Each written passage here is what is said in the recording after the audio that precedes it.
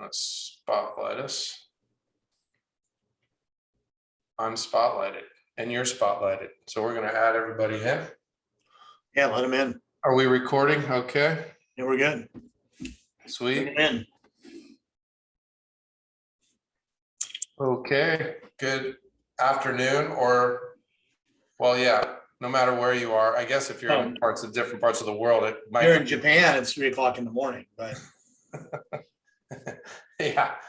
I stopped assuming everything a long time ago. That's right.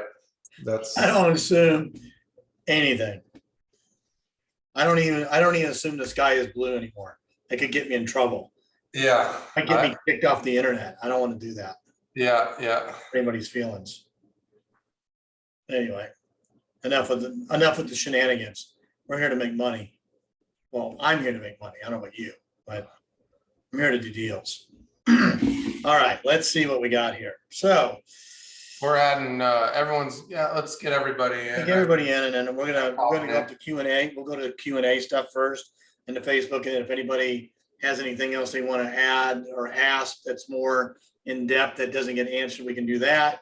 And if there's anybody that has any deals that they're trying to do, we can surely look at that as well. Okay, so everybody let in here.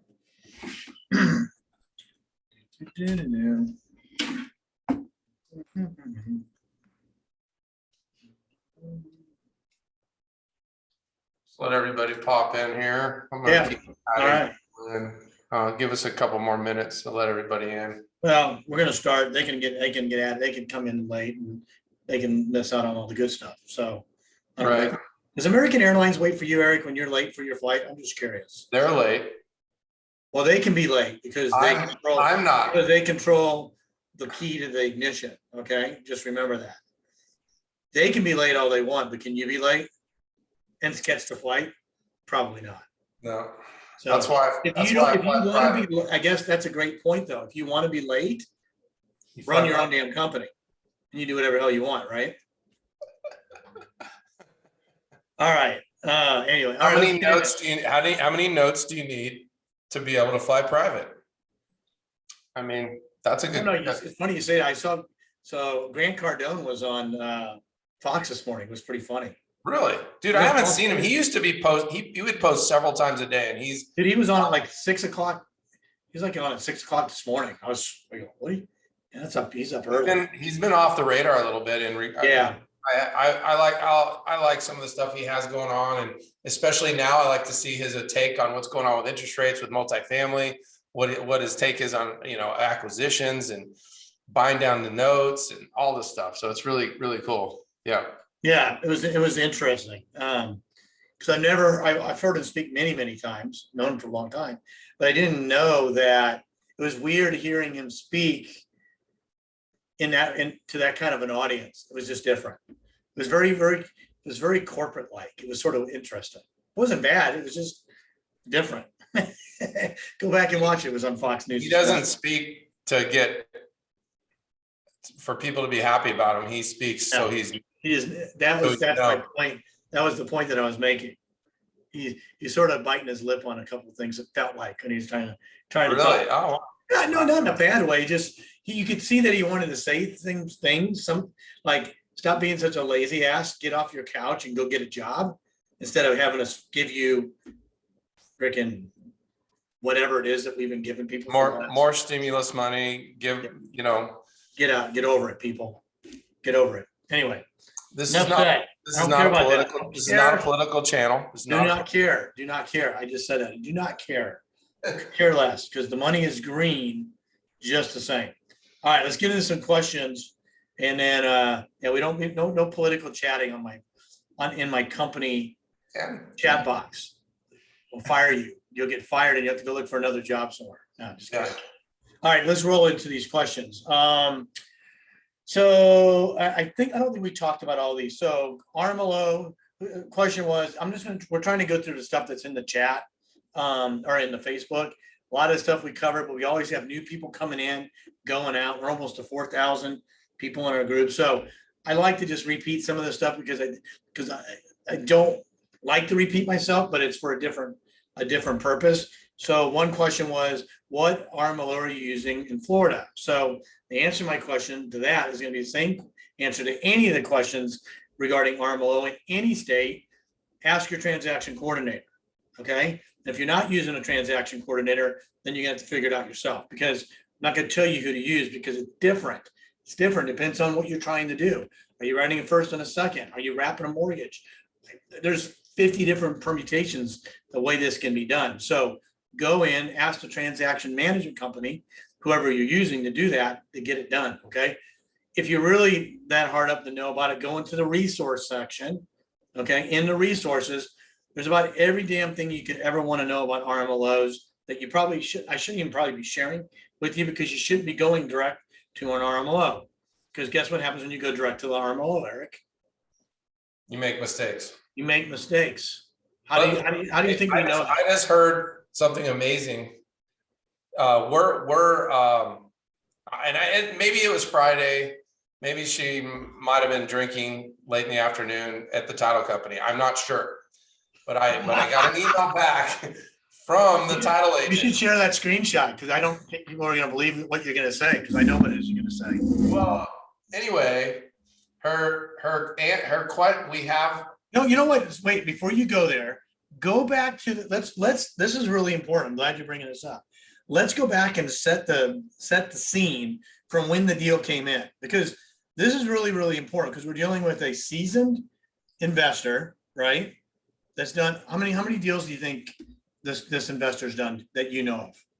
Oh, I mean, they are a full-blown wholesaling operation in Phoenix. And they wanted to create a note, right? They came into our world and were like, this is freaking brilliant. What do we do? And we said, just do these things, which we talk about, right? Just do what we say and everything will be okay. I should get that thing. Do as we say, everything will be okay. With a big asterisk. No, but these guys are seasoned investors, correct? This isn't their first I mean, rodeo. they're probably doing 20. I'm sure they're doing anywhere from 10 to 30 deals a month, depending on what's going on in the market. I think Right. but here's what do you know what the best part is because we dropped a little of our buy box down a little bit in this market, because of, we don't know when interest rates go up 2 points, affordability might be a factor and we're not sure, but for our buyers, it doesn't really matter, because we're still selling houses at 10% Right. interest and they're putting money down. So what they're doing is they're going in and now at 60-65% and they're getting deals, and guess what they're getting? They're getting the grandma houses that we talk about, so they don't have to do the rehab anyway. So let's go back. So they brought us the deal. We said, well, here's our checklist. This is what we went over in the masterclass, right? Say, here are the 15 damn things we need.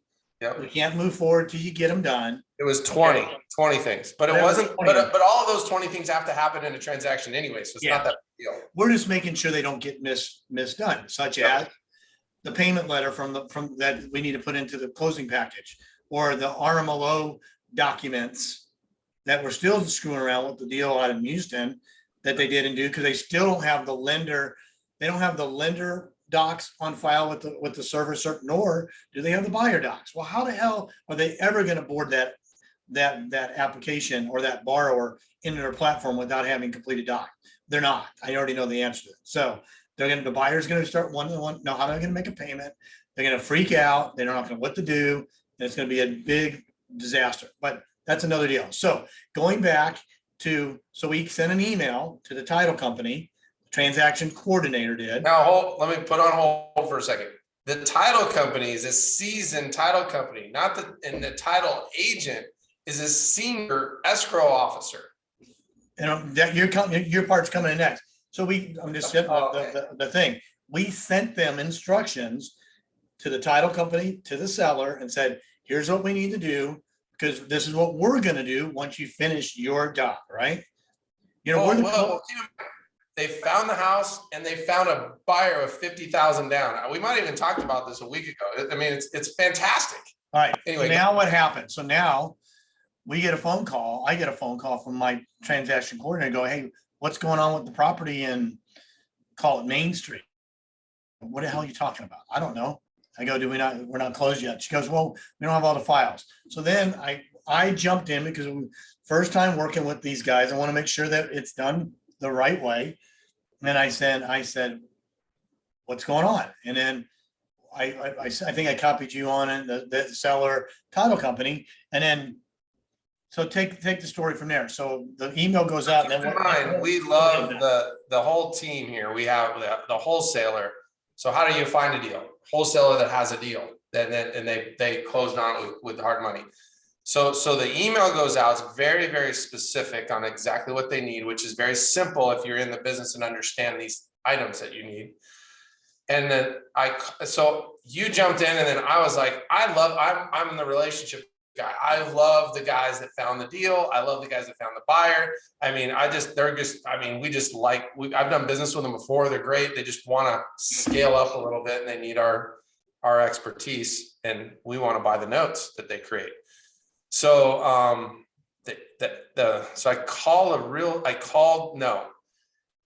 the title agent emails me and asks me what an RMO is. The title company asked you. That's okay. I have less of a problem. Well, let me finish. I have less of a problem with her asking, or I'm going to say, could have been a him, it could have been a they. I don't really know. Don't really care. It was the she, but that doesn't matter. Okay. Said, what is an RMLO? What I have a bigger issue with, this is what was the other thing that she said? Her years of wisdom of closing on a property. She said you can't do what you can't wrap. Well, that was one thing, but what else did she say? Why are you doing this? Meaning. Oh yeah, he said you don't need to do this. You don't need an RMLO because it's seller financing. Yeah, and and there was one other thing to it. There was one besides couldn't do a wrap. Totally not true. But what was the other thing? She said one other thing. Why do you need? Was it a lender? Was it the lender policy? Why do we need a lender policy? If you're seller financing. Yeah. Guys, these people are experts in what they do, apparently, but they're not experts in what we do. Okay. No, she represents one of my investor buddies. No, my point is that she can be these aren't typical transactions, guys. Okay. And that's my point that I'm trying to make. They're typical for us. They're not typical for most. Okay. So but here's the best part about us and you guys being, 43 people on this call. When you understand what we're talking about, you have the biggest leg up on everyone because here's what she would have just said, oh, it's a seller finance deal. You'll sell it on terms. Life goes on. We don't need to find out if the borrower has the ability to pay. We don't need to have it serviced. We don't need to make sure it's escrowed. We don't need to make sure tax and all of that.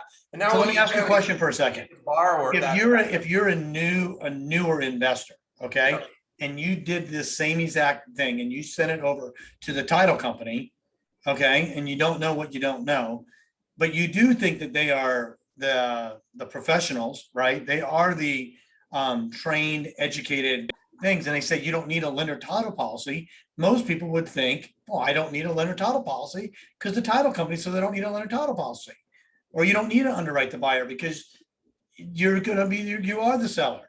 Oh no, I don't. She asked who the lender. She asked who the lender was. Yeah. She asked who the lender was. It's like, ask who the lender is. It's the seller. We already said that the seller is the lender. Anyway, the point in all of this, guys, is that your blood pressure is going up. I can see it from here. You're dealing with this. So unless you're an experienced investor that's done this 100 times and you know what the hell a title company is capable of doing or not doing, the reason why it's so important to use the transaction management side of it is because that's what they do. They are your eyes and ears, so that kind of crap doesn't happen.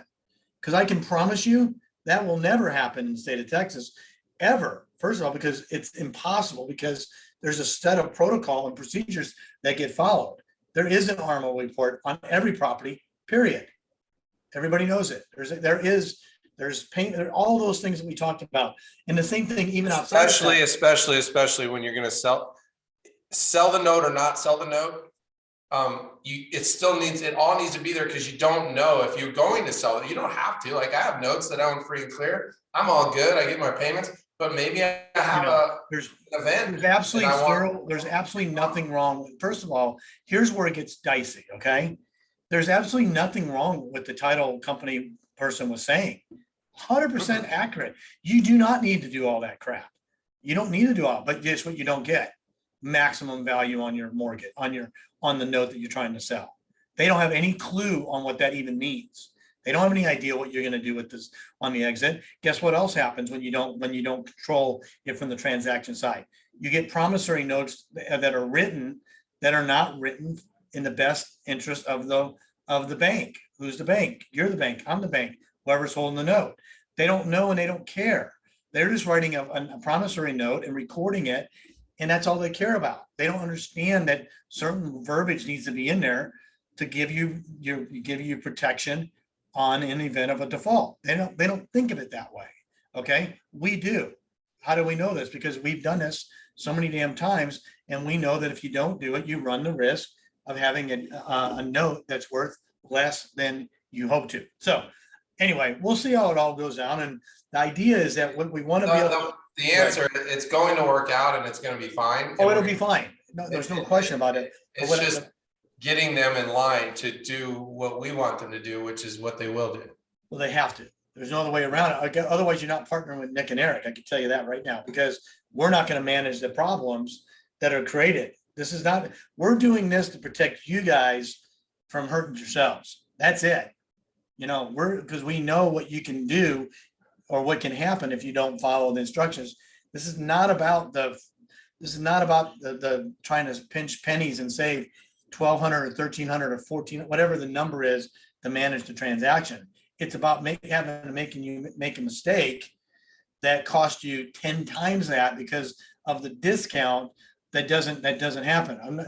We just looked at a note, okay? Just looked at a note. They did not write a second on the note. I just got the indicative bid back on it from the internal side. Where it should have been about 90%, came in at 82%. That's the offer, 82%. Which that's on $130,000. How much is that? That 8% is the second that they just gave away. Exactly. That's why we do it. Literally gave it away. So if you're going to take the discount, at least hold on to the damn note. Then you're not paying anything. You just don't get all the cash now. That's the difference. That's the $6 million mistake. 130 times 0.08, $10,400. That's exactly probably what the second note would have been, $10,000 note. Okay. You remember, and we were talking about it because he's like, well, it was only $10,000. Well, wait a minute. Like, so would you? So the number is $400. Would you have invested $400 to get a $10,000 second note? Or would you rather just have zero money and not have the second note at all? Because that's exactly what's going to happen here. 100% is going to happen. Okay. Unless you're going to go out and going to go find a private note buyer that doesn't have the sophistication level, doesn't understand it all, and you're able to talk to them and be the authority over the buyer when it comes to selling notes. And people buy notes like this all the time. The horror stories I hear from note buyers, I go, where were we at? Where we were talking? Oh, when we were in Phoenix, we were talking at the event, and the guy comes up, they bought buying a non-performing note. I go, what? Okay, why do you want to buy a non-performing note? Do you want to take it back and stay in the house? No, I just think because somebody brought it to me and it looked like a good deal. I go, we'll go into this conversation. What do you mean looked like it's a good deal? I don't understand. Help me understand what looks like. Okay, because I'm a very, very black and white, very numeric, numbers guy. What does that mean? Well, it's $80,000 is the unpaid balance. And I can buy it for 55. I go, well, that's not a deal in and of itself, but let's assume that it is. So what did you look at the due diligence file? And he goes, what's the due diligence file? Okay. It's all the collateral data and documentation. It paints the picture of what it is you're buying. No, I don't have that. I go, I haven't seen that yet. Have you started? Is there any kind of, have you started any default process on this? Are you working out cash for keys or deed in lieu or loan modification or forbearance or anything? I don't even know what you're talking about. I don't know what that means. What this is a guy that's got a lot of cash, doesn't have a lot of knowledge. Okay. This is what gets people in trouble. The smart people get themselves in trouble. Eric and you and I, we bought portfolios before and we think we knew what we're doing, and we still have issues with some of that stuff. We know, and we're smarter than 99% of the people. that's why the note creation model is so great, because 100%. we know what it is from start to finish. Like you, it's hard personally for me. The detail that goes behind buying an existing note is, unless it's written for, this is the best part, you guys. Like the best part about what we're doing and why we've created this community is once we create a black and white model, which is what we're doing, you guys can do the same thing. Guess how much value these notes are going to have, and all the opportunities that are come to get max value. People will be coming to you for your investments because they're good. They're just good. They're good investments. Yeah, I mean, guys, you just got to just do I said this before and I'll say it again. Run the modeling with the numbers that are in it. And if the deal works, proceed. If it doesn't work, don't fit it. Go find another damn deal. There's thousands of deals out there. There's plenty of deals. Just don't freak out because you're not finding a deal. The deals are coming down the pike. We see them every single day. You just got to be patient and don't try to put a square peg in a round hole, because once you do that, you spend more time trying to fix a problem than you could ever go do another set of deals. The whole idea of what we're trying to tell you to do is how to go find the property, how to evaluate the property, how to acquire the property, which is funding it, either however you get it, and then sell the property and then get the hell out of the way. That's it. Then pass it on to the transaction management team. Let them do the rest of the transaction. Go find another deal. That's it. Don't get in the weeds on this stuff. You can do it. I'm telling you right now, you'll wish that you never did. And that's why we won't partner with people that choose to do it on their own way, because we know what that's gonna happen in the end of the day. And it's just not worth it to us either. And I don't want to have to go back and try to fix somebody's problem, because it's just not efficient way of doing it. So anyway, but the other thing, like I said, like the deal that we're talking about, went off on a little tangent here. The deal that we're talking about, or the investor wholesaler funded it and wants to exit it out. Okay. They're everywhere now. Like those guys and gals that run these operations nationwide, Texas, they're out there. So those are the people you want to start networking with and sharing how this stuff works, so you can come in and be part of the deal. They're doing the heavy lifting. They're professional. Tell you what I'm starting to see a lot of now is I'm getting what I'm starting to do is when I see everybody should be on wholesaler list, first of all. Okay. Figure out, if you don't know how to get on it, it's real simple. Go to Google and say, sell my house fast for cash, Cincinnati, Ohio. And you'll get a list of whoever they all are. Go to the REI clubs, get on their list, go on Facebook, 1,000 different ways to get added to a buyer's list. And then when they start coming in and you start seeing those properties repeat, you know what I'm saying by repeat? Means I get one on Friday, I get the same property again today. Means they didn't sell it since Friday. Okay, that's a good to know. It probably has a little discount. So then what from there, what they're not doing is these guys, most of those that are on the list, they've done the hard work and got a contract most likely, and they're not going to buy it unless you buy it. And then my next thing is I tell them, I go, look, I may have a buyer for this property. Can I go? Can I have access to it? Can I get in? And it's got to be vacant. If it's occupied, it's really not worth it, to be quite honest with you. But there's enough stuff that's vacant out there. And I just got 2 of them today. And I could have very easily turned around, found a buyer for them, and then backed into the model based on what I could sell it for. One of them had dogs in the back. I was like, how do you have a vacant house and have dogs in the backyard still? I was like, come on, people. So I'm not sending buyers over there when there's dogs. But if that house was vacant, I could very easily send buyers over there. I could turn it on and mark it immediately, try to get my buyer in there without even taking this down or putting a nickel up in earnest money until I found the buyer. You can. But if you get if you get a property like that you're going to do that with, you're going to close on it anyway, because you'll end up selling it anyway. But it gives you a maybe heads not up. now. I don't know. It's a good question. Maybe, yeah. But I know that's what Susan. That's ready fire now. Now we're turning into ready, fire, aim instead of ready, aim, fire. Up until before, we had a ready, aim, fire, because you could not pull that trigger unless you knew with a high degree of probability that you could exit on that deal. And up until 30, 45 days ago, that was really easy to calculate. That is not the case right now. So now I'm ready to do ready, fire, aim. And then fire it out, find the buyer, come back in and see if I can make the deal work. And then I can go negotiate it back with the wholesaler, the seller directly, or whoever it is. And it's okay because there's not as much competition there. I'm not as theoretically, I'm not as big of a fan of that because there's inefficiency a little bit, because I might go spend time find a buyer, and the wholesaler can still sell the property.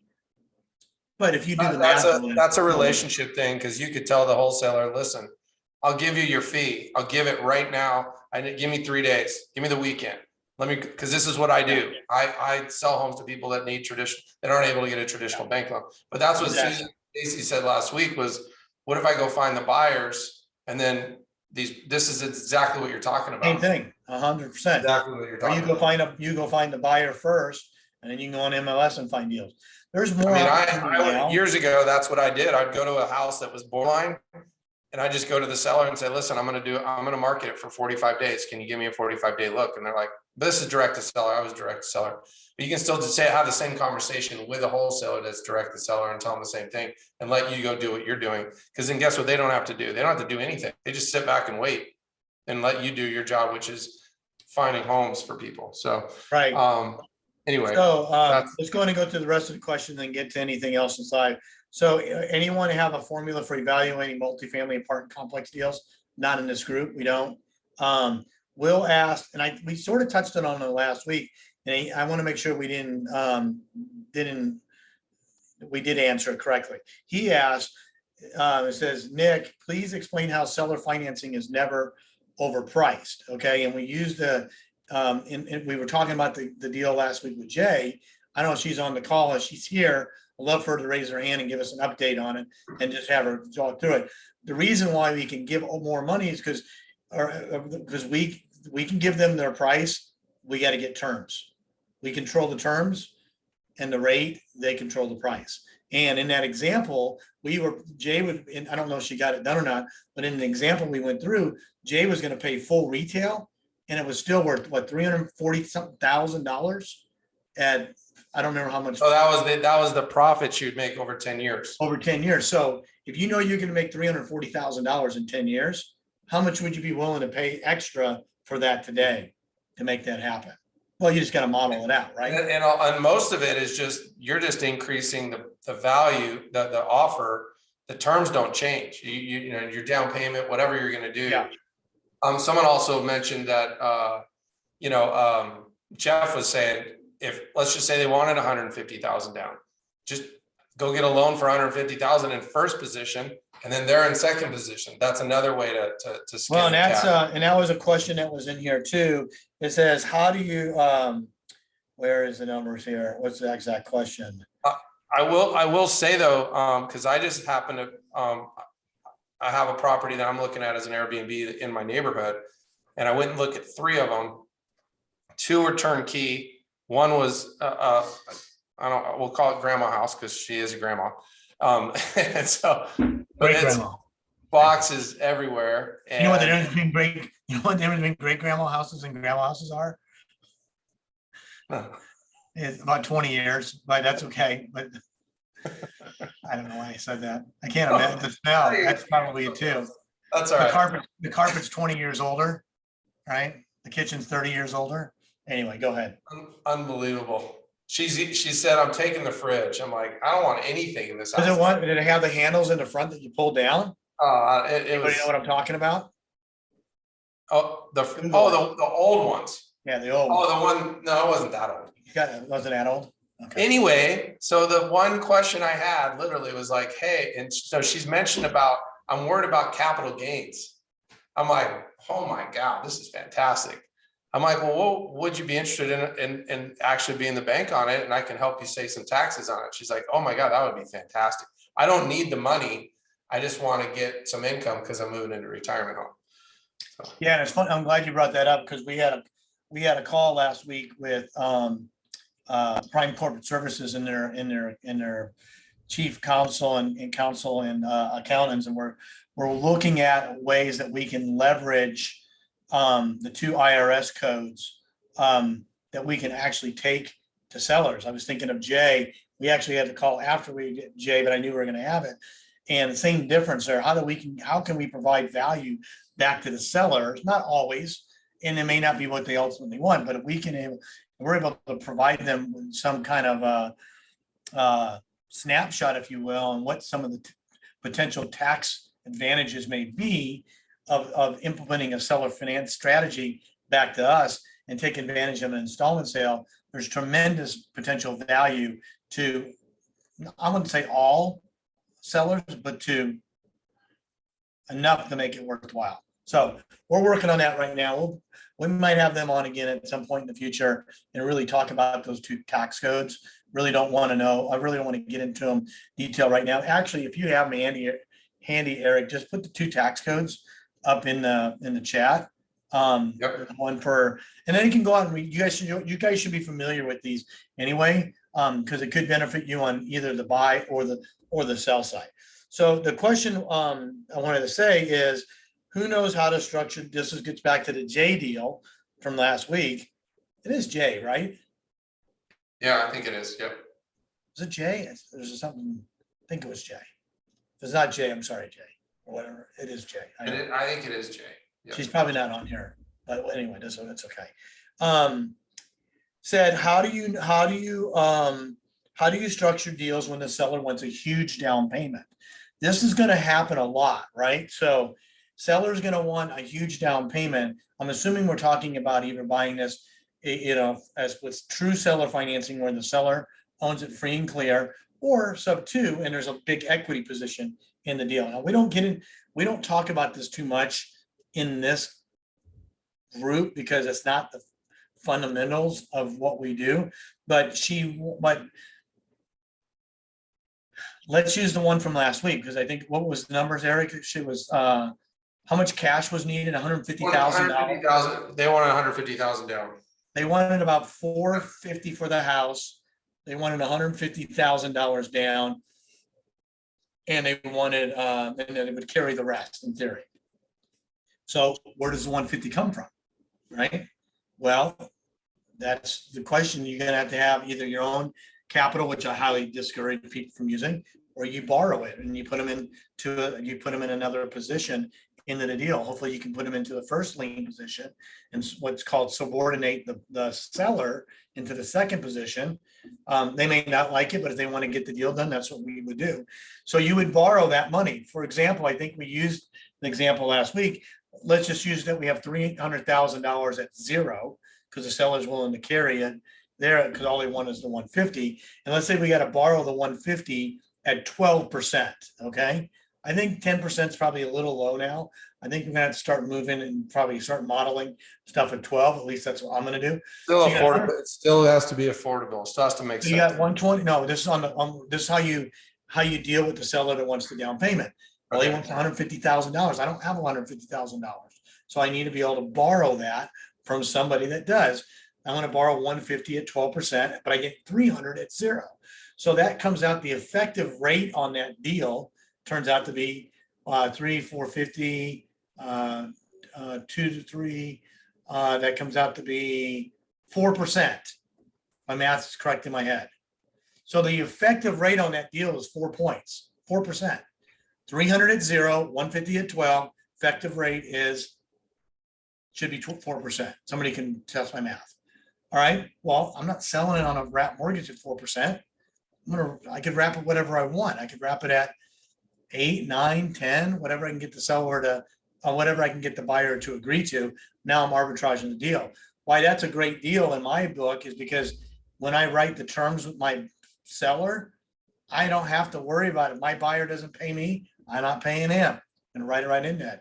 I'm gonna have my money partner as part of the deal, and we're all gonna share in it collectively. So those are advanced strategies, but that's how you're gonna have to fund these equity positions. And the reason for the people that I know, we have a lot of people that do a lot of creative acquisitions that come in.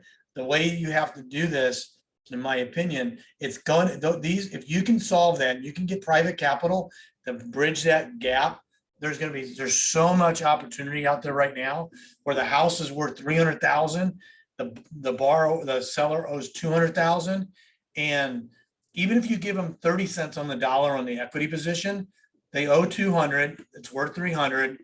They're not going to give it to you for walk away at zero. Now, anybody that thinks they're going to negotiate that, they're not going to get many deals done. Sellers are not that dumb. They're not that desperate because they know they can go sell the house for more than $200,000. Okay. So let's say you can get them for 240. Okay. Well, that means you're buying a $100,000 equity position for $40,000. But you got to look at it deeper than that, because what is the underlying mortgage on that thing? If it's at a 2.5%, 3%, it's a no-brainer in my book, right? So you got to be able to have that money. You got to buy that equity position away from that seller at a fair price. Otherwise, they're just not going to take your offer, and you're going to be without a deal. I'm not saying you should force the deal. I'm just saying you got to have to come up with some cash. Now, remember, you're going to get money back from the down payment, so you don't need to borrow, the whole thing. Like in Jay's case last week, it was 150, but if we got $75,000 down payment, which is not unrealistic in that deal, the effect is a $450,000 house. We're only really technically borrowing 75,000 in that example. So anyway, that's how you're going to have to be able to do it. And you guys, if you guys find these deals and you have a high equity and there's a high equity position in it, and there needs to be some substantial cash down, and you don't have it, Eric and I would potentially take a look at that as well, if it's in the right area and meets the right criteria. So let's go on to the next question here. I'm looking for the second tax code. I don't know what I don't know where I put it. Dang it. I have it in my notes and I think I put it in the deal last week, but I'm just looking for it. So I'll find it before the end of the call. If not, okay. Mark asked, where do you find the VA phone numbers? I don't know what that means. Not sure. Mark, if you're on here and you want to restate that, I don't know where do you find virtual assistant? What is that? He was asking for the virtual assistant. I think there was Dina was on the call. That's why he asked. Well, the VAs, so the only thing is they go through the transaction management company. So depending on where it's located, if it's outside of the state of Texas, there's a link. What's the link that we have? It's Constant Close, Dina. It's in the resource section. Just put it in the chat. I think it's Constant Close / Creative Deal Maker or CDM. You guys, really important that if you're going to use it, the transaction management. If it's outside of Texas, you need to use that link. If it's inside, you can send it to support, and then we'll handle it from there. But you guys, if you don't use that link, they don't know where you're coming from. They don't know the structure. Thank God you guys at least say, hey, it's Nick and Eric tell me to do this or that. And then they know internally how to structure the deal, because we don't want them to, because we do it a little bit differently than everybody else because of the note exit. If you were going to exit on these notes, you don't need to do these extra 10 or 15 things that we recommend doing. You could just sit on and be done with it. Wouldn't matter. Okay. Is anyone? I just put the two codes in there. I'm not going to quote anything other than those are the codes, and you guys could go do your own research with your own CPAs and find out how it works. But the second code is, it's my understanding that, and keep in mind, like all this stuff's coming out right now because people have so much equity in their properties. And so they're willing to take installment sales. They're willing to do stuff because they're going to have to pay big capital gains. So if there's a way to structure it and get paid over time, gosh, at whatever interest rate you guys want to create, the minute you create a seller, the seller carries a note is like a dream come true, because if you do it correctly and you're able to transfer that collateral to other assets that are like assets, you literally have access to that debt forever. You have to just structure it that way. It's like, that's what I'm going to do. That's why I was so excited when that gal was like, oh my, I was looking at an Airbnb because it's near my house. There's another separate investment for one of my family members. And I was like, then she said, I'll do terms. I'm like, well, holy crap, I'm going to get a $400,000 note at 0 to 3% over the next how many years. I mean, I can't buy this fast enough, because I'll go and I might keep it. If I need access to cheaper debt, I can just pay the house off, refinance it, and then move that debt to another asset that I might have higher interest debt on. So that's what I'm going to do. And And I think we all should, because it's cool. Well, like I said, we'll get PCS back on again. Yeah. You know, if you haven't booked your 45-minute strategy call, do that, ask them these questions. Tell them that's what you're concerned on, you're focused on. You know, you get 45 minutes of free consultation, ask them the questions. I don't care. I mean, it doesn't cost you anything to do it. See if your structure's right, whatever it is. Let's see. Is anyone familiar with IRS liens? The short answer is I don't care. And here's the reason why, because that's not we're not clearing any of that stuff. That's not what we do. We want to get to the end. That's the title company's job. That's the attorney's job. You know, I know a lot of people try to do it themselves. The last thing we're trying to do is tell you how to do it yourself. Okay. We've done it ourselves. The last thing we're going to do is do it ourselves any longer, because the whole idea, I'm going to say this again. We want to teach you how to find the deals, how to underwrite the deals, how to fund the deals, how to sell the deals, and then get out of the way. Okay. So unless it's one of those 4 things, I really don't want to talk about it, because there's trained professionals that do all that stuff. Your title company can, if you have the right title company and you have the right attorney, they're going to do all that stuff for you. You don't need to know about IRS liens. Okay. If you're trying to get cute and creative and want to know, well, it's been there for 7 years and it'll fall off in 10 years. And if I hold it for 3 years, I get this windfall of opportunity. God bless you. I will run, you know, it's what I used to tell my kids, okay, and playing soccer, okay. It's perfect. This is exactly what it is.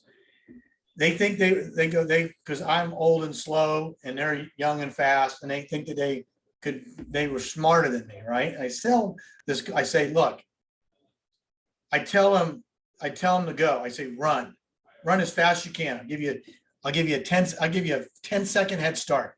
And I go 1, 2, 3, 4. And then I take that soccer ball and I freaking kick it 40 yards ahead of them.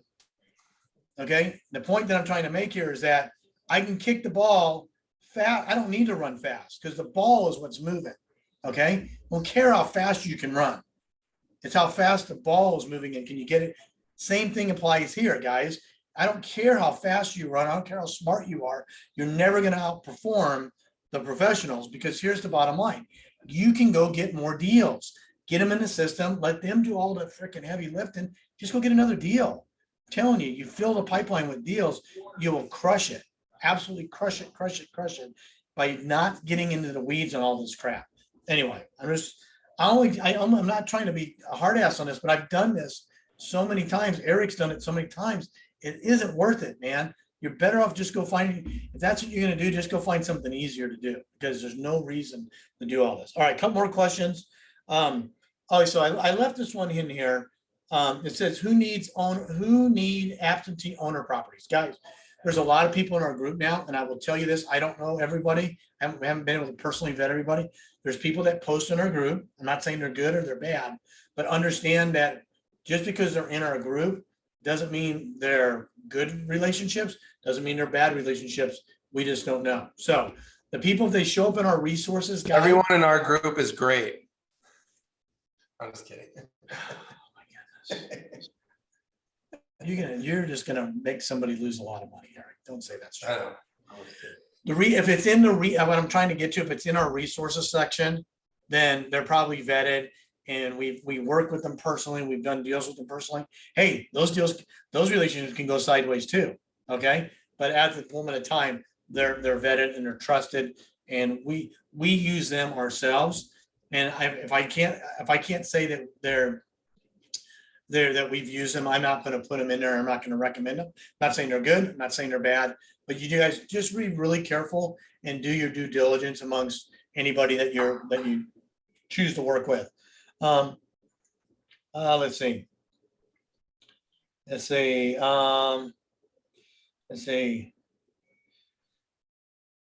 So, like, guys, and I let these two in here because you guys need to collaborate in the group too. Like,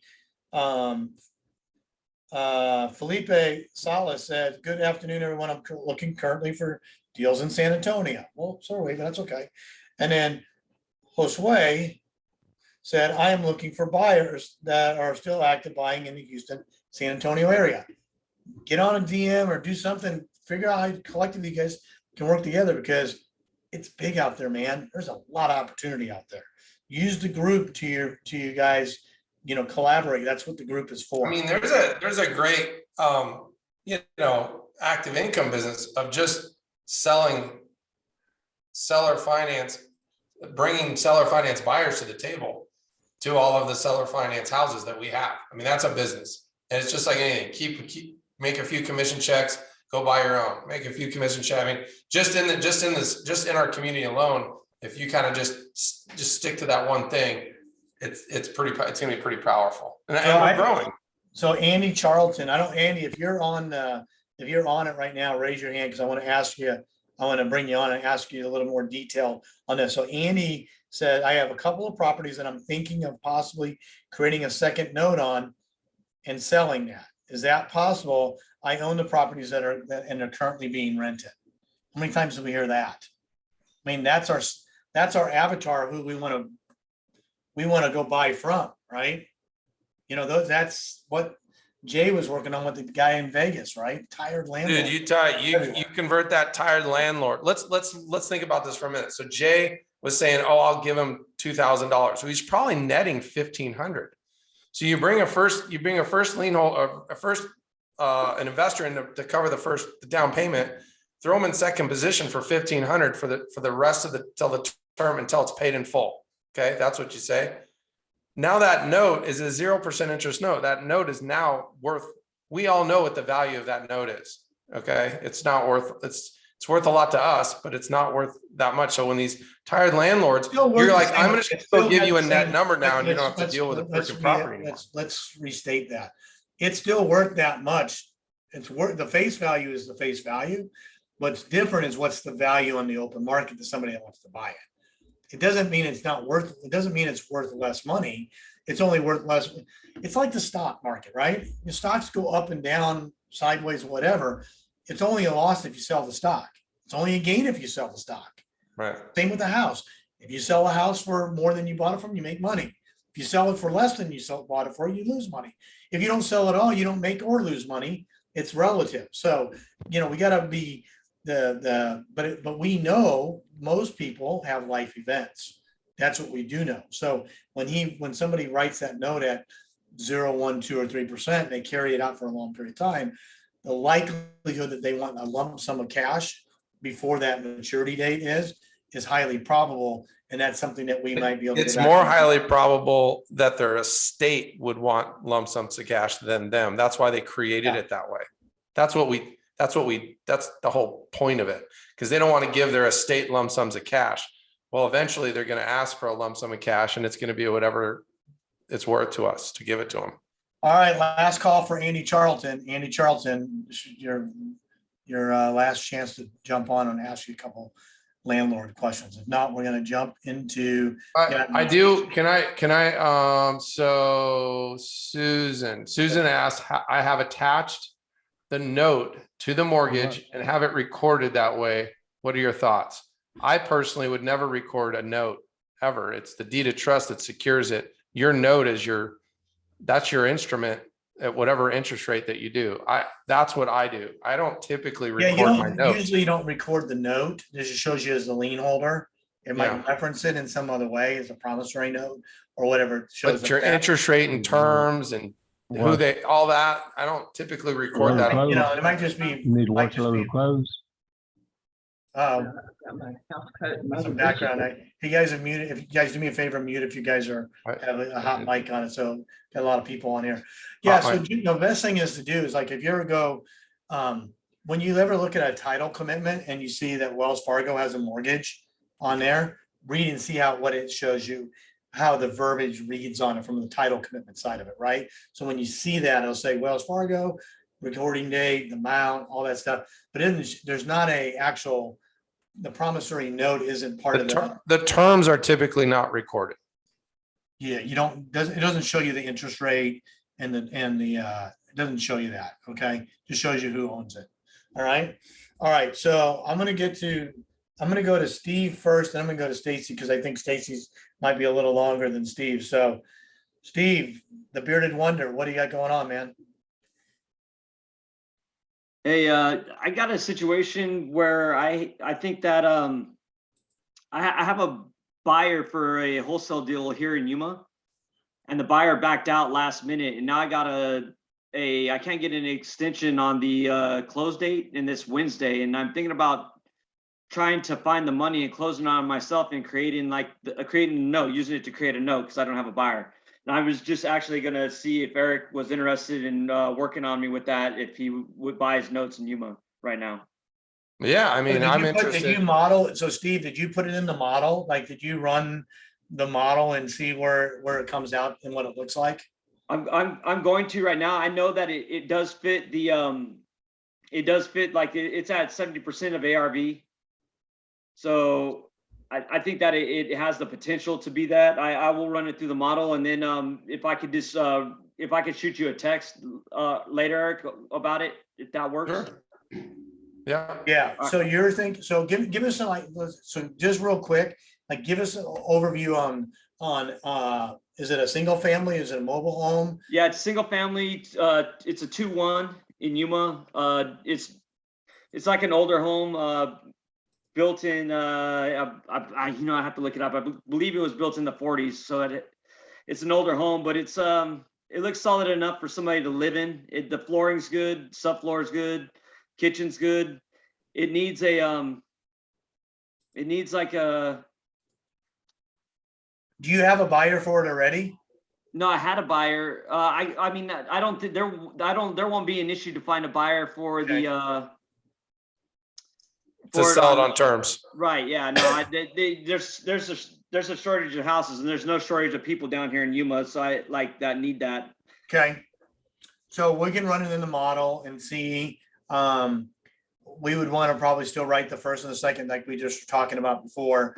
We probably wouldn't want to write what's the purchase price and the sale price you think on this property I have it at 95, on the buy side? right, and then it could be sold at 150 on terms. It's a 2-1, so I think it could easily sell for 150 right now. Okay. Model that out, put it in there, and then are you taking us down with hard money then or cash? Well, that's the situation is that I've never used a hard money loan before, so I talked to a hard money lender, and I got some photographs and stuff I need to send them, but then I've got to get also like a gap lender. I'm talking to somebody about that tonight, but I guess I wanted to make sure I had a deal. What's the difference in the what the hard money's gonna lend you in your gap? I don't know yet because I haven't got the terms of the loan yet from the hard money lender. Don't you have some assets that you own that have some equity? Yeah, I got yeah, I have. I honestly, if it's a good deal, I would probably reach out in this group and just get somebody to be a private. Well, no, what I was gonna say, Steve, was there, if your hard money lender wants, let's say, it's 195,000, he's probably gonna want 10 grand, right? At least. So now Yeah. you're at 85. Let's just say it's 80. There's 15. A lot of hard money lenders that I work with, I mean, I use my houses as banks, so I don't try to have any cash with me. It is very, very much. I at think the all. problem that he's gonna run into though, it's time, right? He doesn't Right. have an established lender that knows and. Well, let me finish and I'll tell you, because if he has other assets, he can cross collateralize in order to get the down payment and that loan to get it funded. Then he'll be able to fund it and still satisfy the And lender. he can do that in 2 days. He can get that done by Wednesday. I mean, I don't know. You're in escrow right now? Yeah, the close is gonna have to be on Wednesday. I already asked for the extension, and it's like it's actually a deal that was I got off the MLS. So like the realtor that's representing the buyers being kind of being hard to deal with. I'd let them be hard because their options are not great right now unless there's backup offers. Did you pick the title company or did the seller pick it? Oh no, it's we picked the title company. Can you get your title company to help you, stall a day or two, saying they're waiting for something to clear, or they can't schedule it till Thursday or something like that? Yeah, I'll reach out and ask. I hadn't even considered that. I'll reach out and ask that too. But Steve, I think you're gonna have my point is that right now, I don't know many hard money lenders, especially right now, that you've never done a deal with that are gonna get you approved and through the process and fund the deal in less than 48 hours. That's what I'm Okay. saying. I'm No, not saying you I can't. agree with that. I just don't think, I wouldn't bank on that, okay? All right. Private money, you can move that a lot quicker because they might call for an inspection. They might call for an appraisal. I don't know what they're gonna do. Hell, hard money are changing their minds like the weather. Who knows right now? I don't even know what Yeah. their hard money lenders are even, if they're doing 70% of value, or they're at 80 or less. So let me finish what I was gonna say, because this relates to everyone on this call. Because if anybody owns a home and they've had a home for 10 years or more, they have a crap load of equity. A lot of people do, okay? So if you're gonna go buy a house and you guys are talking about, well, how the heck am I gonna get 100% financing? Well, if you're just starting out, like Steven's got a one, he's never done a deal, but he owns a house. He owes 100 on his $250,000 house, and that's all he has. That lender would be more than happy to cross collateralize your down payment into that house, plus the repairs, plus the monthly payments, plus to get them to their LTV. It's just an additional collateral that if you default, guess what they have now? 2 properties to fix their problem versus your 1.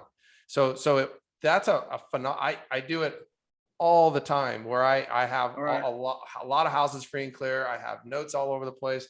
And I'm like, hey, if I need money, that's what I do. I go, hey, just attach it to wherever, I mean, and they'll do it. That's what they do. They don't care. They're hard money lenders. They just want their security. So Okay. that's an option that I would entertain Steven and everyone else on the call. I don't know if you guys have done it before, but it's nice because then you're not stressed about having a bunch of cash in the bank when you could have it paid off on assets, and you can use those assets to move around and use private money or hard money. So that's that. All right. And just as long as it fits in that model, then it should be a good to go note to sell, right? I don't see why it wouldn't. I'll take a look at it though.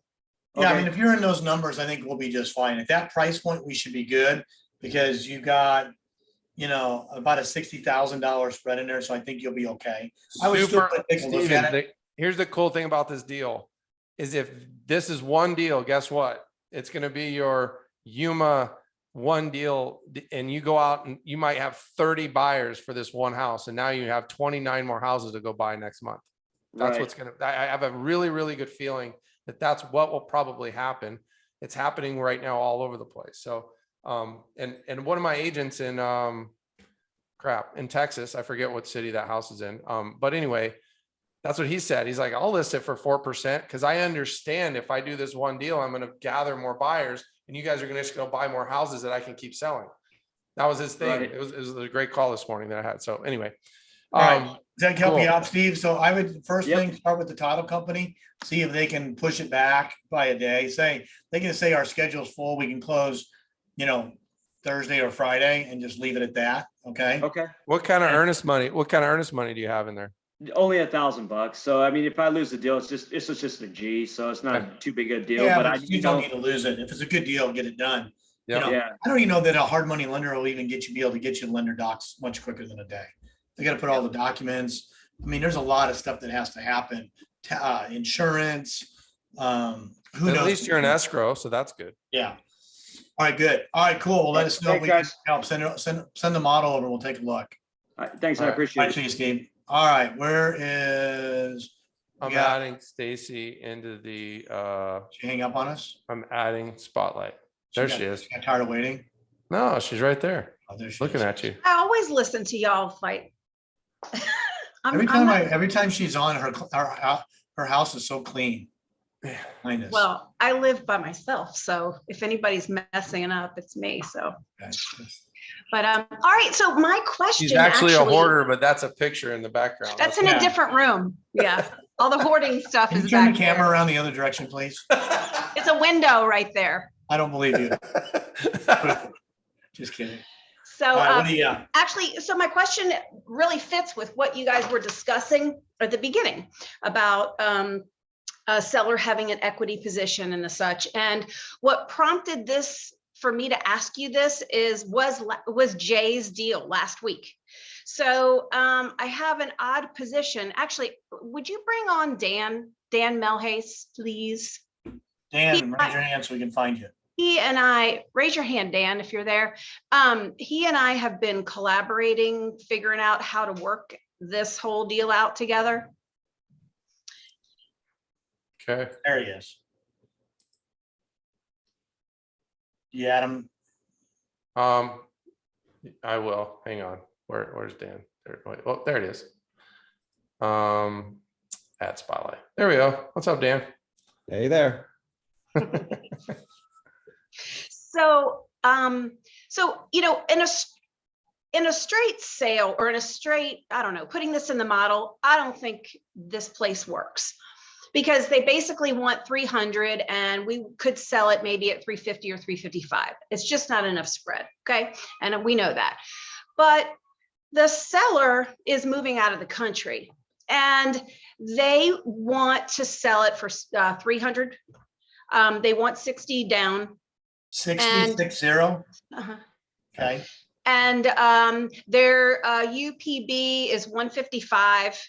And they are willing to, let's see, so they're willing to 60 down, take over the note for the next 5 years, which is at 4%.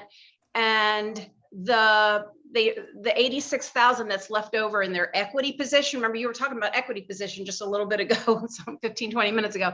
Then they want that as a balloon, and at the 5-year mark, they want the mortgage paid off too. So I'm guessing we would have to like refi or do something. And if we do, we're just trying to figure out how will it work with this strategy. What's the purchase price again? 300. I'm trying to pull up my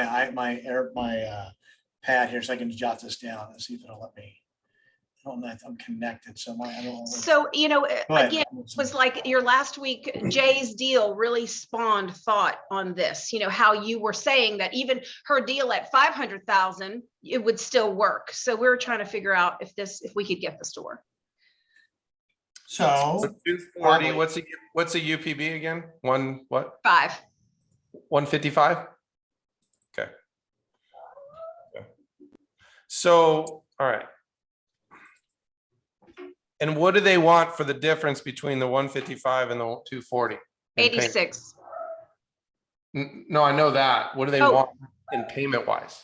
Oh, they just want us to take over the mortgage. So the mortgage is like $1,400 at 4%. So you're gonna get 85,000 with no payments to do whatever, just let it sit and Right. do everything for For 5 years. 5 years. 86 grand, 0% interest, no payments. I Okay. have it modeled, but it's like just under $800 is their P and I.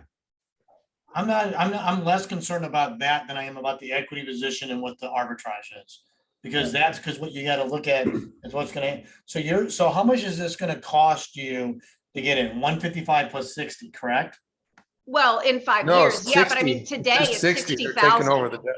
Yeah, just 60K. No, but I'm saying the total cost of the deal is 155 and 60, right?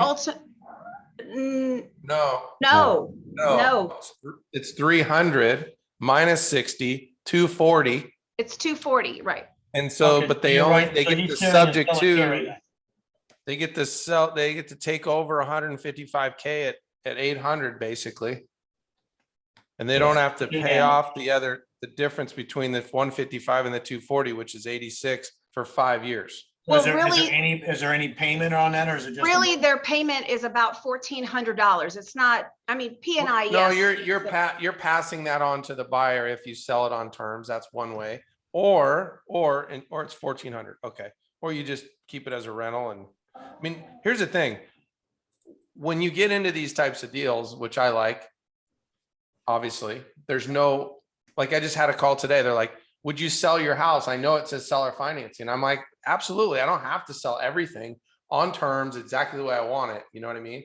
I don't have to hold something and go and sell it on terms. I do it make sense. Like, I just know on the surface, this deal, if you get 0% interest on 86,000, it's Fair. the I'm math. gonna write it out on Didn't here, work. just to make sure. So you're gonna buy, so what are you buying this for? Can you see the screen? 300. Yes, I can see your screen, but I can't see you guys. So I'm gonna- the I'm gonna sales stop price- talking and let her take, because I already know. Sorry. Right, 300,000 is the buy price, right? Yes, And of that 300, it's gonna cost you 60K cash, right? Yes, 60K cash, $155,000 note at 4%, yes. correct? Do we know how much the remaining term is on that? Oh, man, I Doesn't do have matter. the mortgage statement, but I don't Okay. have it pulled up right And now. then the seller's gonna carry 20 years. 86,000, 85. Well, no, yeah, the seller is gonna carry back the equity of 86 for 5 years, 0% for 5 years, and wants a That a balloon balloon? at 5 years. A balloon in 5 years, right? Yes, So they're not expecting any payment for 5 years, correct? correct. Okay. So your cost to get into this deal right now is basically, And then the P and I payment you might want to throw in there for fun. okay, what was the P and I? 900. Yeah, No, under 800.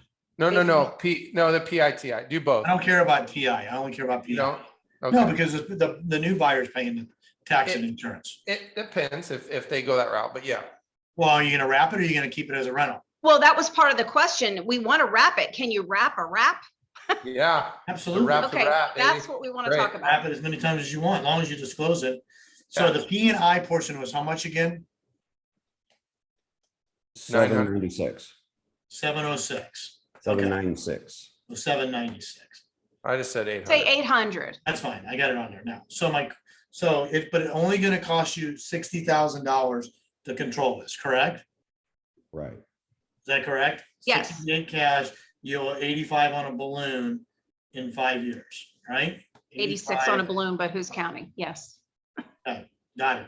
All right, so now what do you think what do you think you can sell this for? Like 355 at the really, I mean, that would be, I think it's actually a little tiny bit less, but we can go there. Okay, how much do you think you can get down? Well, we would 55. like to get 70 down, but Okay, what do you think the worst that you would get down? I mean, can you get 50 50? down? 50, okay. So 50 down, 15% is 53. So say the worst case is you get 50K, but that's a good number. okay? You're at 305 is the financed amount, okay? You got 50 down, so really what you have here, you have 50K cash coming in, 60K going out, so you really have, you're basically without closing costs. Oh, but wait, we forgot Minus one 50. thing though. There's a wholesaler involved and the wholesaler wants a minimum of 10,000. I don't know where you want to put that in here because that would be part of the cash out of our pocket. And another seven. 10 up here. And it's 70 then. yeah. 70. But yeah, okay. What's fine. 70? What is 70? This right here? The 60K cash on the left. Cause they want an assignment fee of 10 grand so it'll Okay. go from 60K to 70K. Okay, let me just write this real quick. Sorry, forgot about All that. right. So you're saying this is Just 70? for fun, at 305, 10% interest, 30-year terms, $2,676 a month. So you could sell for $3,000 probably. So whatever that math adds up to be is really, really nice.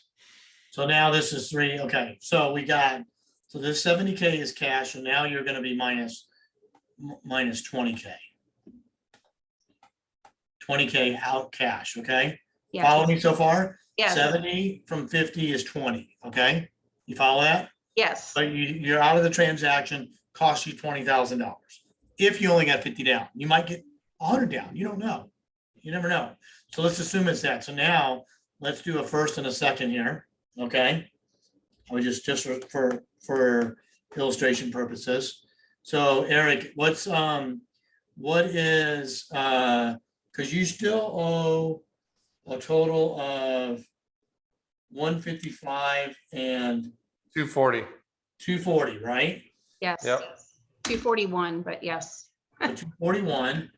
So you're gonna be able to sell this in 5 years. So let's go ahead and let's just do 70. Let's do 70 and 70% first. What does that come out to be? Of 355. 70% would be 248,500. That's of 355, Yes. That's right. 248, I'm sorry. 248.5. Okay. Okay. And then the second would be roughly 56,500. How much? 56,500. 56,000. Let's just call it 56K. Okay. So what's going to happen here? Move this up a little bit. Is that you, and then what's the payment? What's the payment on these two right here, Eric? On a 30-year term? Let's just call it 8%. Let's do 8%. 8% for two, if you sell. So what's 248 at 8%? What's 56 at 8%? So 248, 8%, 30-year term is 18, just make it 1820 a month. 1820, okay. And what is it on the second? Is 411. 411, okay? So basically, those two collectively added together comes out to be 2231, okay? Follow me so far? Yes, So we got inbound 2231, outbound, we have 796. Okay, yes. am I missing anything? Not so far. You're good. And you're only gonna, that you could, so the first question is, would you invest $20,000 to generate 2231 minus the 796? What does that come out to be? 2231 minus 796, Or it takes you 14 months to get your money back. Just Okay. because you can surely borrow that $20,000. So right here, okay, it's 14. So the difference between 1435. 1435, so I'm just gonna draw a line here real quick. Change this color again. Let's go to blue. So now we're at 1435 positive cash flow, right? That's net cash flow. Follow me? Yes, That's net. That's paying all your debt. That's assuming that you put the 20 in. So the question is, could you borrow $20,000 and pay, how long would it take you to pay $20,000 back? If you're paying them, 15% interest and you're giving them the whole 1435. We can pull it up. It's not very long. well, I mean, more than likely, we're not gonna borrow. No, I understand it, but a lot of Okay. people don't have the But cash. let's say you do, and what's your term? What's your term here? 5 years. So let's just say you go 60 months. Whoops. So for $424 a month, if you borrow 20,000, 10% interest, 5-year term would be $423 a month. You want me to go a higher interest rate on that? How much was that? 12%? I'll do it 12%. Yeah, I 12%, would not do anything less. $445. Okay, so You're borrowing everything at this point. if you borrow the 20, it'd be 445 a month. That's right. 12%, 5-year term. So when their balloon's up, your balloon's up. Can you move your screen up Yep. just a tiny bit? Thank Yeah, you. there you go. Okay, so that leaves us 990. Oops, let me change that color. So basically, we're saying then, if you use private money, that comes out to be, hang on, 990. And could you entice the seller to put that second that you borrow in second and put them in third? Could you do that? maybe. But you're only borrowing $20,000, so maybe, yeah, you probably could. I mean, if it gets the deal done. So you have $990 now in net cash flow, okay? And you get to ride this for 5 years. Then in 5 years, what's gonna happen, right? In 5 years, something's gonna happen. There's gonna be a balloon. And the balloon is gonna be the $85,000. 155 minus at No, it's 155. 85,000. It's 85,000. Well, Because they but I don't- think they want us to pay off the mortgage also. And They want the loan. Well, the you first- think or they do, because it's there's two different things. They there. do. to my knowledge, they do. Yeah, Okay. to our knowledge, they do. Okay, so that means you're gonna owe. So that means you're gonna owe, we'll call it 150.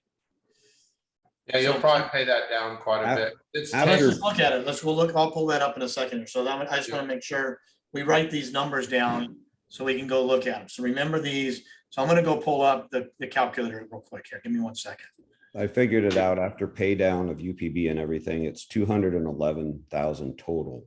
Well, let's just look at it on the thing because I want everybody to be able to, hang on, what's going on here? Got too many screens open. Note. Oh, I'm the wrong. So you're, Dan, what you did is you took 10 years into the AM and made it 15 years into the AM, what's that payoff?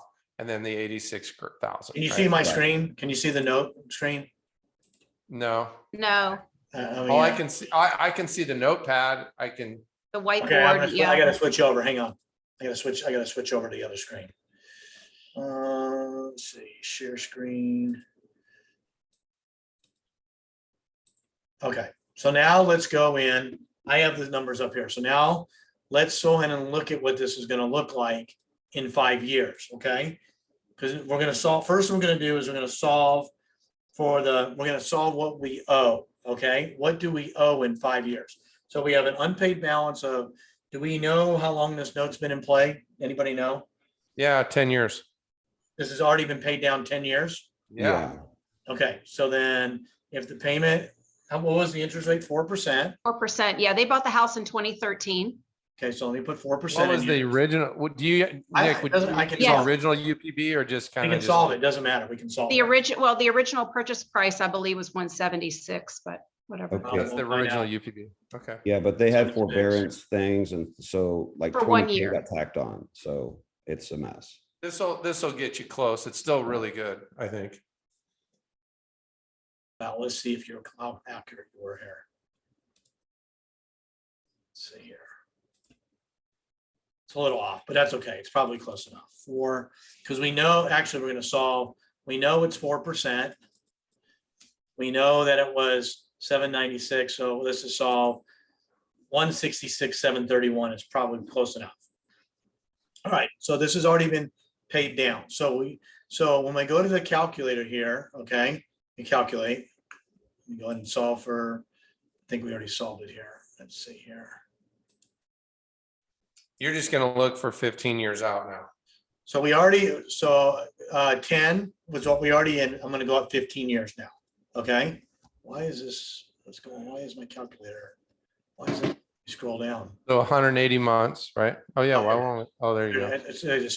So I'm gonna go out to 180 80. months, correct? Yep. So I go out, and so what we're doing here is we're saying in 5 years from now, how much do we owe Wells Fargo? Okay? We're gonna owe them $107,000. So the question is, I want to make sure that we owe them. The question really is, what do we owe them right now? Let's make sure that that's solved right. So Because go we to know, 120. Yeah, we go to know it's 120. It's 155. the same. Yeah, it's 155. So if we start this date 10 years ago, we go up here, let me start this date. What was it start? What was it, 2013? Yes. Okay, I'm just gonna do this July. So let's go to 2013. See, it should show us today, see how close it is. Let's see, because if they did some kind of forbearance or loan mod, these numbers are gonna be a little off. So see here, it says it's only it's 135, so we're off. Okay, so when they did, are you sure the term is still 20 years remaining? It's, well. Or did it whatever- reset? Whatever because- minus 9 years is, yeah, 21-ish. I mean, Yeah. God forbid you took 20,000 off that price. It's probably about right because half the payment's gonna go to principal after Well, 10 you know years. what, we're gonna, here, let's just do it this way. Let's just, 796 is that. I'm just gonna change this to 150. You can't do that. All right, we're just gonna, we'll just add 20 to the back end of the number, okay? Because we don't have time to go through it now. I don't have, You're gonna subtract 20 from the note. from the cash out, okay? So, Yeah, I just took 800 divided by 2 times 60 months is $24,000. I think so in that's 20 fair so with 5 years a from now, note it's that's amortized 2027. 10 years So- in. So 2027. It's not gonna be exact because of amortization, but it'll be close enough. And so Is the left principal and the right interest? What's the difference? yes, right- The right's principal, right? Yes. principal is probably first. Keeps going up. Yeah. Yeah. principal and Interest is then- first.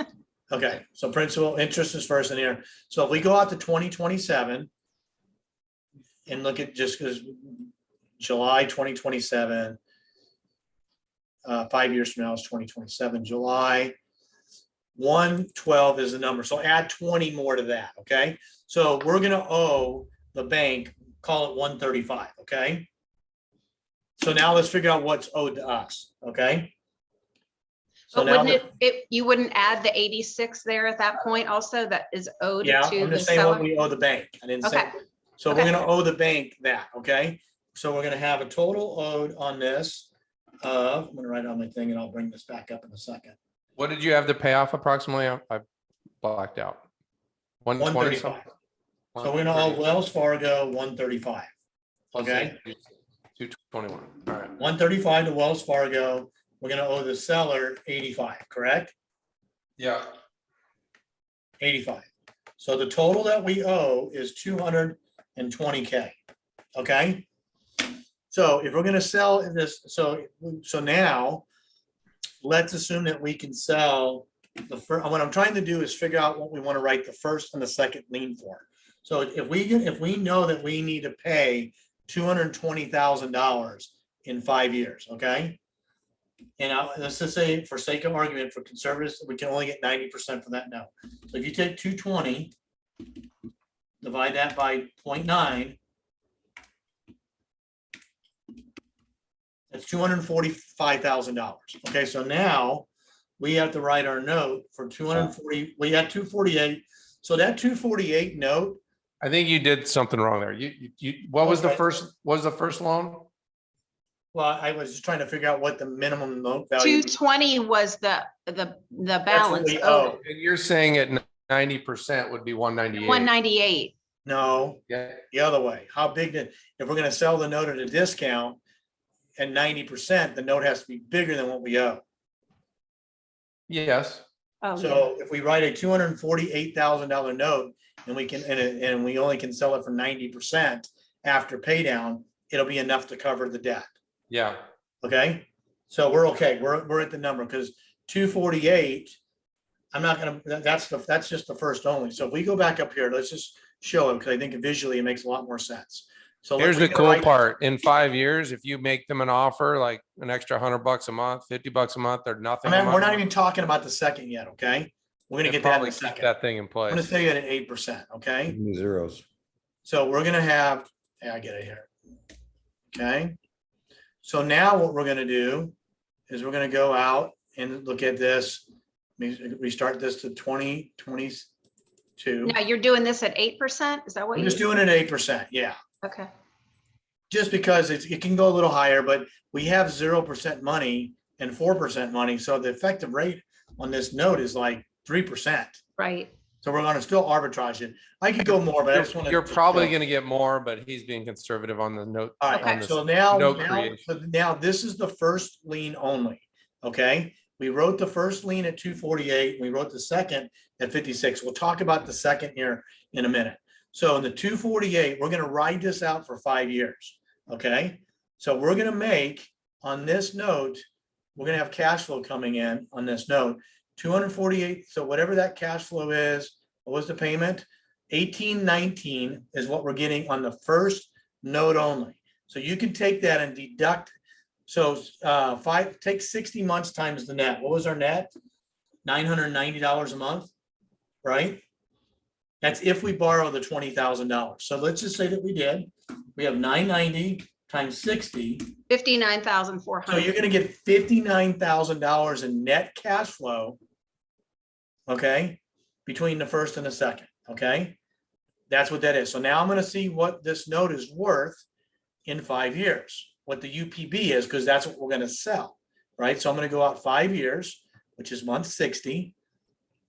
Now we're making some assumptions that this is gonna perform and that, so that it's $235,000 is what the balance is. So if I take 236, what was the number we owed? 220?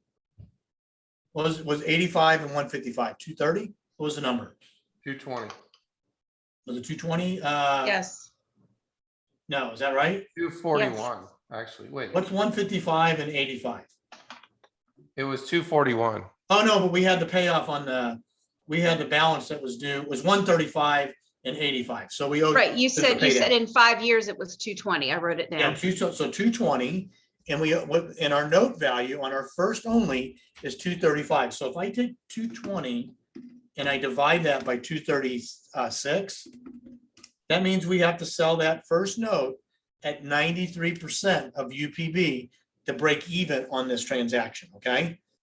I think that's a little aggressive, so I'm gonna say we can only sell it for 90, okay?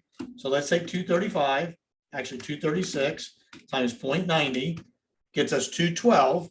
We owe 220, so that's minus $8,000, but we just collected $60,000, right? Over 5 years in positive cash. So we could take 8,000 of that 60 we got, okay? And pay off the debt. Follow me so far? Yes. Okay, so now you paid off. We sell the first, I'm gonna pull the screen up. We're gonna sell the first. Hang on one second. Sell, why is my pen not working?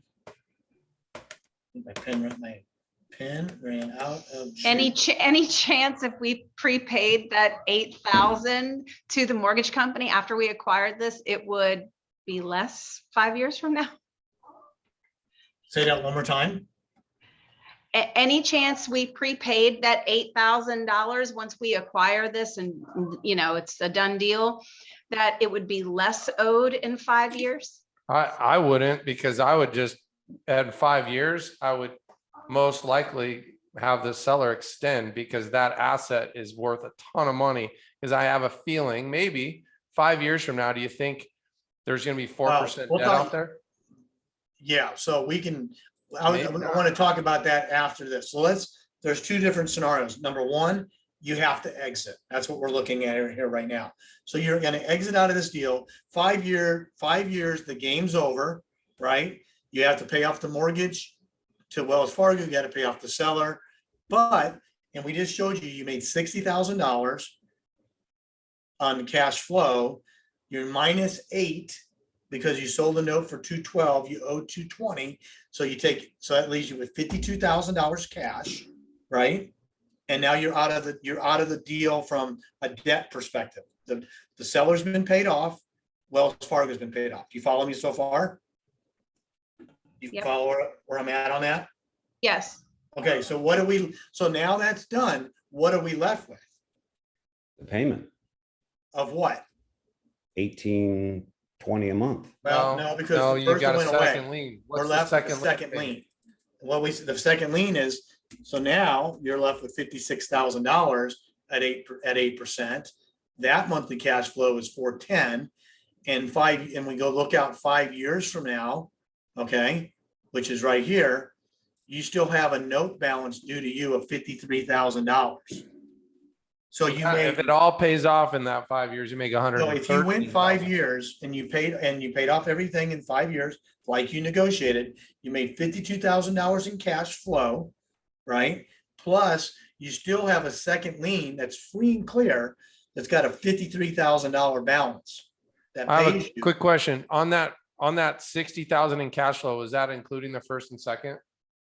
Yes, Okay. so that's already included in there. That'll all go right? away, but you'll now, if you want to just. split it Now out, you you're cleared at out 410. So now you don't owe anybody anything. Okay, so you're not arbitraging like you were. Now you're just flat out a bank for years 5 through 30. And if you look at this schedule right here, this is what it's worth. It's gonna be total interest payments is gonna be $91,000 in time, because now you're gonna get 100% of the second lien starting in month 60, which has a face value of $53,238. That's free and clear. There's no debt on it. There's no cost basis. There's no risk. That's what you get. If the seller, let's just say 5 years from now, 5 years from 5 years, let's call it in year 10, the buyer sells the house, pays it off. They're going to call the bank for a payoff. So we're going to go out 120 months. So do 5 more years at 410. What's 60 months times 410? 24, just make it 25,000. 25,000 in cash flow. They're going to call the bank for a payoff. So, and now you're going to get another lump sum payout check of 49,125. That's if that's based on this scenario. So the question becomes, what can you do to make this deal a little better? Well, I would, when you get closer to that 5-year mark, maybe you can sweeten the pot to the. I would literally go, let's keep it in place. I'll give you another $100 a month. $100 a Now month. your Well, net is 900 instead of how 1,000. much would you go? You might go 300 a month. No, I mean, you got $1,000 to play with, You got $1,000 to play with, is exactly right. right? That's the bottom line. Did I do that right? You got Mhm. 990, yeah. Yeah, so I mean, if you can, would you rather have $990 a month for 5 years and then the back end note of $4,000 in that cash flow? Or would you rather have $600 a month for 15 years in the back end? Just got to run the math and see what you really want. You got to remember though, when you wrap this and you have this in play, the longer that this is in play for, the more risk you have, because you still have the performance of your buyer that take into consideration. If your buyer stops performing, what are you going to do on your side to perform for your buyer? I mean, for your seller, excuse me. As the buyer, if your buyer stops paying you, how are you going to pay Wells Fargo? Right? You're going to have to make sure you have that ability. That's why we don't really do this model very often, unless you have. No, we don't teach people to do this model very often because there's risk. If you have the ability to handle the risk, like we would jump on this deal all day long. I mean, it wouldn't even be a question. Because I can promise you, 86,000 sitting at 0%. Is there a chance 36 months from now, they're like, you know what? I've got an event. How about I take 40 grand right now and you guys can keep the note in place for the next 10 years. I mean, there's just a million scenarios that are in your favor because you control. Well, here's the the worst. Let's talk about this for 1 second. Then we're going to get going because we're tight on time. So we wrote the first note at 248. Okay. So here's the question to ask yourselves. If it's 248, now what you could do, and this is one thing you can do to sort of mitigate some of this risk, and you have to run the number. You could sell that $248,000 first lien immediately, right? You can sell it 248. If you sell it 248 immediately, and let's say you can get 90% for that, that's 220, that's 223. Well, your Wells Fargo debt's only 153. Okay. So you could wipe out the 153 and just deal with the seller directly. Okay. That way, and you can write it in there so that if your borrower that you sell to doesn't pay and perform, you still got 5 years over here. You don't have any short-term really risk because you've already paid off Wells Fargo. You follow me? So now you still owe the 85. Okay. So the question is, can you generate with the difference? How much would you owe later in time? You have to figure out the cash flow side of it to see if you want to do it. I don't know that I would personally go and do that because I got 4% money on it. I can go scratch a check and solve this problem tomorrow. But if you don't have the ability to do that, and a lot of people don't, they don't want that risk, you still write that first and the second. Let me see if I can share the screen back. Well, yeah, I mean, there's so many. What if you paid what if you said, hey, rather than the balloon, how about 6% on your 86? We tried to offer 100,000 to get him out. You know what, doesn't matter, because what you're gonna find out, I would probably go negotiate 7 years, and I keep trying to retrade it with them every year. I mean, Yeah. there again, so let's look at this real quick here, okay? Is it, so you think you'll have a hard time selling this house? Is it pretty nice? I mean, they live like pigs, but it's actually not a bad house at all. There you go. It's in good Yeah. condition. There's enough deal I mean, there's flow a lot of in cash the flow there. neighborhood. That's all I All right, so can you guys see my screen now? Yes. So what I'm saying is what you could think about doing, okay? This 248 right here, you could sell that now. This is the cash now, cash. You could sell this right here and go right up here and pay off this 155, okay? You can sell that 248, you can sell it for 220. You can wipe out the debt to Wells Fargo, and then the only thing you're left with is dealing with this $85,000 that you owe in 5 years, okay? Yep. So that pays it both Two- off. No, it pays them both. It pays them both off. That's what I was wondering what you're. Yeah. That's a wrap. But I mean, couldn't we hold this for, 4 or 5 years? And if the guy doesn't Sure. want to renegotiate, then we sell the note and pay 100% him you off? can, Yes. 100% you can. Now, what if the Alan- property is not worth 355,000 in 5 years? What if prices go down? Well, you already sold it. What difference does it make?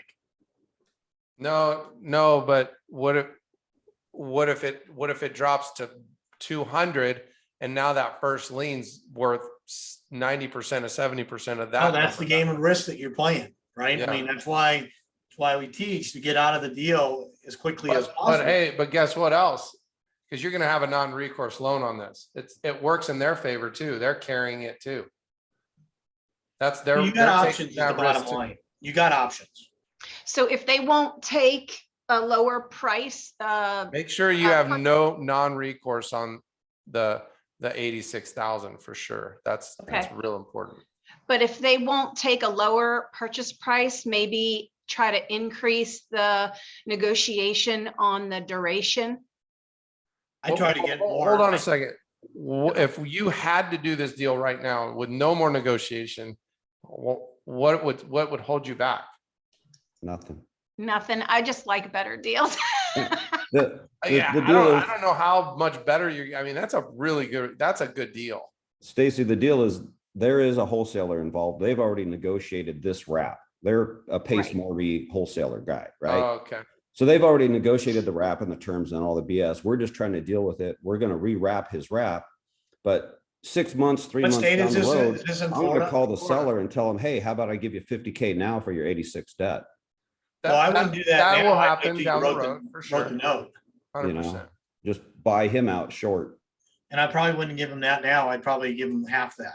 Yeah, we offer But- 40. But here's the deal, once it's fully in control and they're on their term is locked in, then you breathe for a minute or two and then you do whatever you want to do. You know, if everything that we did right here is in line and then let's just say the buyer decides to sell 3 years into the deal and you have the right of first refusal, you get to buy that back and just do it again.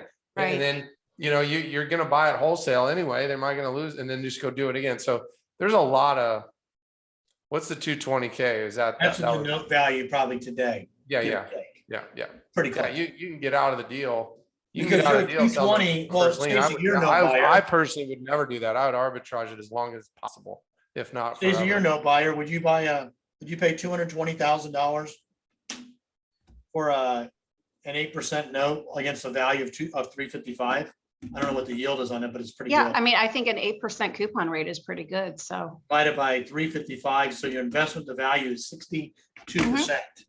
I think if you can get it, from a note buyer's perspective, a right. 62% investment to value and an 8% coupon, I think is definitely a very desirable by instrument. the time you go into your note world and try to find that deal, you'll find 20 more of these just hanging out with Dan the man over here.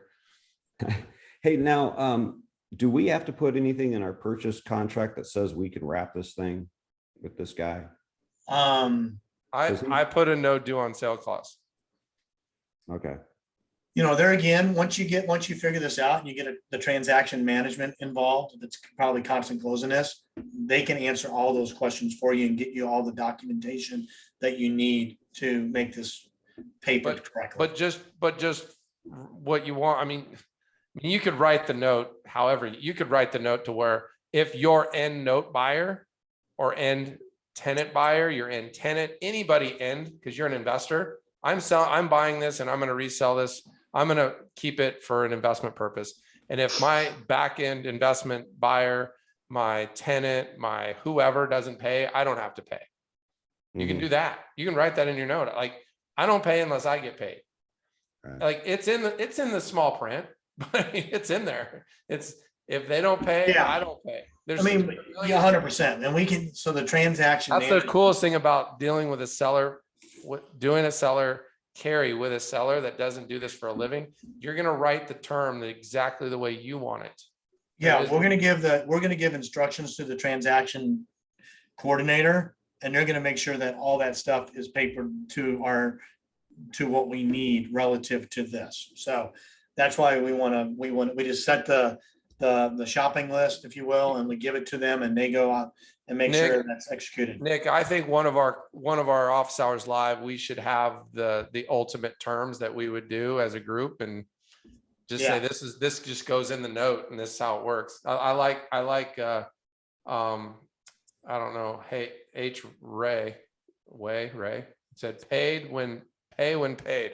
I'm a little bit confused on if you have a clause like that that says, pay when paid, whatever, what would happen then to like the payments that don't get paid? I mean, So then when- we're when it's behind a- or they're so- behind. And So when it's a sub 2 deal, which is what this would be, here's the thing, most likely you're not going to do that anyway. Like I Right. just, but you're doing this when you have 100 houses, 100 loans, 100 wraps, 100 responsibilities, and 2008 hits you. Then what do? Ask me how I know, because it happened to me. I had 75 subject twos and they weren't worth anything, the paper they were written on. So, and I kept paying and I kept working deals and I made it work. But if I had certain clauses in there that protected me from a catastrophic event, then you're okay. And you work it out. Like you're not trying to harm anybody here. We're trying to make it work. We're not just gonna, there are people that do this literally to harm people. That's their business. They're just bad. They're just bad So people. there's two things here, Stacy. One, you're not going to be able to do anything with Wells Fargo, right? So if you wrap Wells Fargo, they don't give two rips if you're getting paid over here or not. Okay. So you have to be prepared to pay Wells Fargo. However, when I showed you, if you pay that, if you write a first and a second and you sell the first, Wells Fargo goes away. You can Yeah. put whatever terms you want into the deal with your seller. Okay. And the reason why you want to do it, this is not a big deal, but let's just say for sake of argument that the seller owned this house free and clear. Okay. Say they owned it free and clear and there was no Wells Fargo and they were going to carry the whole amount less the down payment. The reason why you want to write that in there, because if 6 months from now, and you wrote this for 5 years, 6 months from now, your buyer decided to go refinance out of the deal. Okay, you can still instead of taking that cash that you get from the payoff and paying off the underlying debt, you can utilize that money to go do another damn deal. Oh, I forgot. So let's just say you close on this and you do sell it. You go take that 86,000 at 0% with no payments for 5 years and go put it against 10 sub 2 deals that you just bought. Do whatever you want. What's the cash flow do on that? You don't have any cost of funds until it's You do time. 3 until more that of time. these deals at 20 grand a piece. I mean, yes. So that And then all you're doing is 86,000 paying could go because they're separate. You owe him $86,000 or 85, whatever the number is, in 5 years, period. No payment. secure no to interest. real estate. So you can do a transfer collateral to a like property. It could be 4 like properties. It could be 1. It could be whatever. You could go find an Airbnb and throw it down there. And I mean, that's the coolest thing about this stuff. You get to pick what you. This is why I just said this to Nick is we'll do a call where we like go through the ultimate terms that we would want when the seller doesn't have debt. Because he's right, Wells Fargo has to get paid. You don't want to harm them that way. But let's say hypothetically, you can only there is a correction in the market. You can only sell the note for what's owed on the Wells Fargo, and 86 is left out in limbo land. Well, you can say, okay, I'll sell it, and then I keep it out there, and eventually you'll get paid. I'll pay you. I'm just not going to make you any payments, or make you small amount of payments, or whatever it is. It's a negotiation. That's what's working with a seller on terms gives us so many cool things. Now, this one, we are subject to this wholesaler's note because they're doing the wrap. They're doing the initial wrap. So how They're can they're we- Well, no, they're that's wrapping not- it. We're not going to we won't do that. Okay. If you're going to be the buyer, you're going to do your paperwork Yeah. the way you want it. They should not give 2 rips as long as they're getting paid. Okay, Okay. I don't trust anybody else's paperwork. right. all this is in the vault, right? No, this is what the transaction coordinator will do for you. Okay. Okay. Yeah. Which has to be our paperwork, our terms, or when I'm saying ours, I mean yours. Because I mean, I don't want to go review all those documents. I don't know what they put in there. I just had the same situation come up on a deal that I was looking down in Texas. And the guy goes, well, I don't know where they came up with this crazy idea of protecting the seller with 5 years. And like, I'm not doing 5 years on a sub 2. Sounds like the same thing. I don't know who's teaching or showing this stuff, but long as doesn't matter. Okay. If you're going to be the buyer, you're going to control the hammer. If they don't like it, they can sell it to somebody else. Because the last time I checked, there'll be more deals tomorrow. The The deal's terms, those forever. terms are in the agreement, and if you guys are good with that and you think you can go exit out the other side, then that's what you're buying. Just be careful because you got to read every letter of every word of every page to make sure that you're not doing something that's going to be something that you're not going to want to be able to do. No, Okay. there's a possibility that Wells Fargo calls a note due. Yeah. So make sure that's in there. So if you do have to sell the note, you can do that as well. I think banks are gonna be more stringent on that. As a matter of fact, I was talking to Tom Henderson about it. And, Interesting.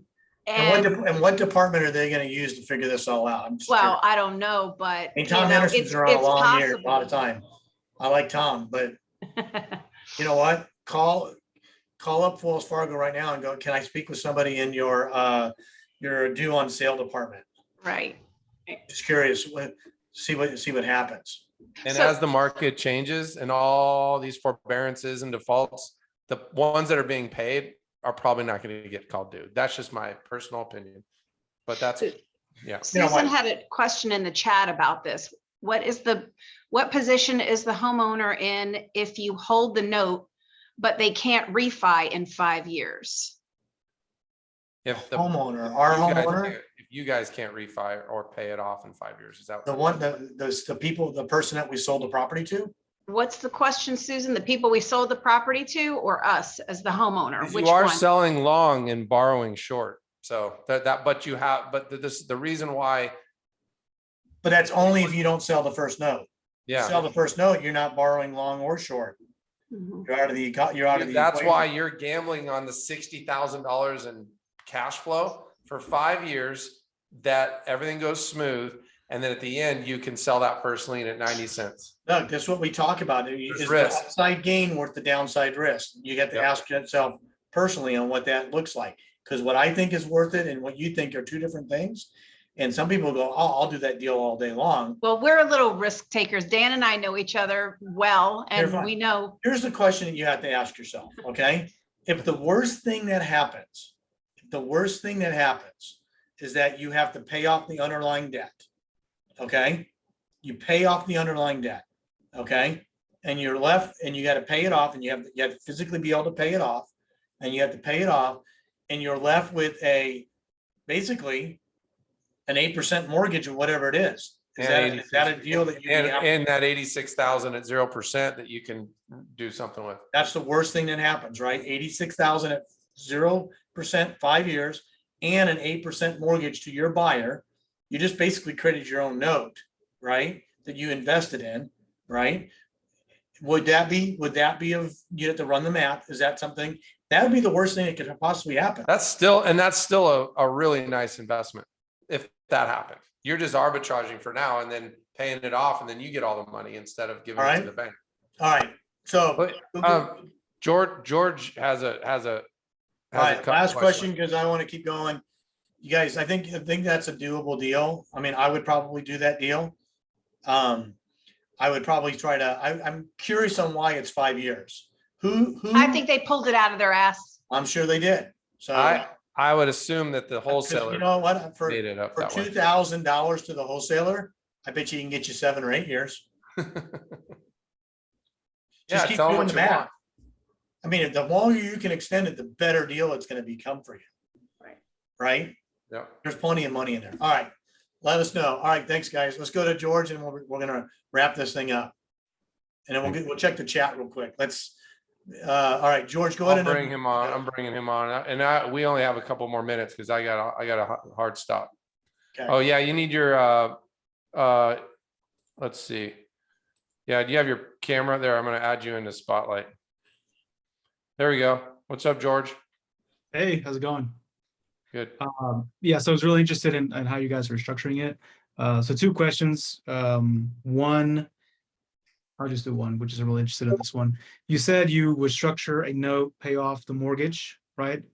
And then the seller still has a 5-year balloon. So how would you because when title closes it, they're going to send the money to Wells Fargo, whoever's holding the mortgage. Why are they going to send the money to Wells Fargo? You mean when in 5 years? You or sell the 10? first lien. Yeah, so I'm imagining, okay, I'm going to pay off Wells Fargo, like you said, to hold that 5-year leverage. Okay. but I don't want to pay off the seller immediately. Is that something that just goes instruction wise to the title? Yep. So that's where the wrap comes in. That's the wrap.